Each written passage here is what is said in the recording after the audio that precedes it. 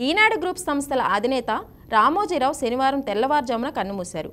రామోజీరావు ఈనాడు దినపత్రికతో పాటు అనేక రంగాల్లో తన వ్యాపార సంస్థను విస్తరించారు.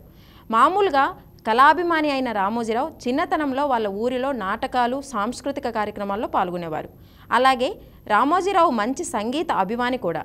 రామోజీకి సినిమాలంటే కూడా ఎంతో ఇష్టం.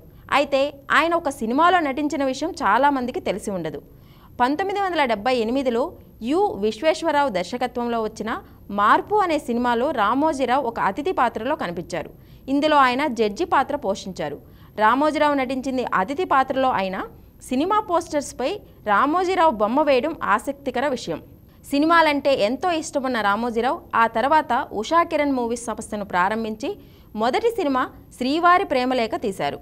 సందేశాత్మక, వినోదాత్మక సినిమాలు మాత్రమే తీయాలన్న సంకల్పంతో ఈ సంస్థను ప్రారంభించి అనేక చిత్రాలు తీశారు రామోజీరావు. మయూరి అనే ఫిలిం డిస్ట్రిబ్యూషన్ ఆఫీసును కూడా మొదలుపెట్టి అనేక చిత్రాలను పంపిణీ చేశారు. ఒక్క తెలుగు చిత్రాలే కాకుండా వివిధ భాషా చిత్రాలను కూడా మయూరి డిస్ట్రిబ్యూషన్ సంస్థ ద్వారా పంపిణీ చేశారు. తన సినిమాల ద్వారా కొన్ని వందల మంది కొత్త తారలను, సాంకేతిక నిపుణులను, కళాకారులను వెండితెరకి పరిచయం చేశారు రామోజీరావు. టాప్ హీరోయిన్స్లో ఒకరైన శ్రియా శరన్ని రామోజీరావే పరిచయం చేశారు. ఇష్టం సినిమా ద్వారా శ్రియా తెలుగు తెరకు పరిచయమైన విషయం తెలిసిందే.